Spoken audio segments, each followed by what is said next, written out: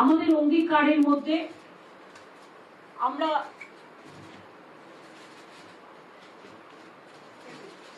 আমরা সবার জন্যই, এটা জাস্ট সংক্ষেপে আপনাদের কাছে একটা অঙ্গীকার বলছি, যদি এগুলো ম্যাক্সিমাম করে দেওয়া হয়েছে। লক্ষ্মী ভান্ডার বৃদ্ধি আমরা করেছি এবং বলে দিয়েছি সারা জীবন লক্ষ্মীর ভান্ডার পাবে। যদি কেউ বলে আমরা করব, তারা ভোটের সময় বলবে কিন্তু পরে করবে না, কিন্তু আমরা করে দেখিয়েছি এবং 1 মাস আগেই করে দিয়েছি। এখন সাধারণ মহিলারা পাচ্ছেন 1,500, মানে বছরে 18,000, আর তপশিলি জাতি এবং আদিবাসীদের জন্য 1,700, অর্থাৎ বার্ষিক 20,400।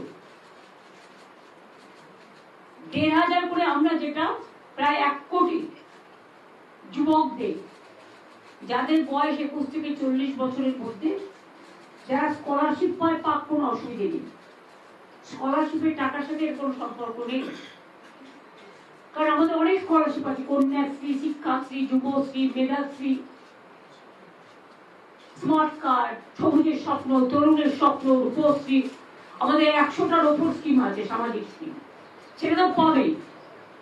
এটা আমরা বেকার ভাতা হিসেবে নয়, সে যখন পড়াশোনা করবে, পড়াশোনা করার স্কলারশিপ সে পাচ্ছে, কিন্তু তার একটা গাড়ি, মাধ্যমিক পাস কেন করেছে, তার একটা হাত খরচের জন্য এইটা আমরা দেব যতদিন সে চাকরিটা না পাচ্ছে, এবং তার মধ্যে কর্মসংস্থান পেয়ে যাবে, হয়ে যাবে।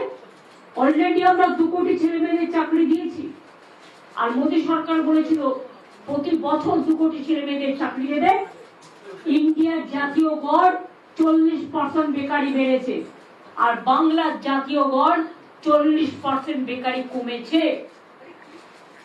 বাংলায় মনে রাখবেন, দেশের দারিদ্র সীমার উপরে সংখ্যা বেড়েছে, আর বাংলায় দারিদ্র সীমার নিচে যারা ছিল তাদের প্রায় 1,75,00,000 মানুষকে আমরা দারিদ্র সীমার উপরে নিয়ে এসেছি।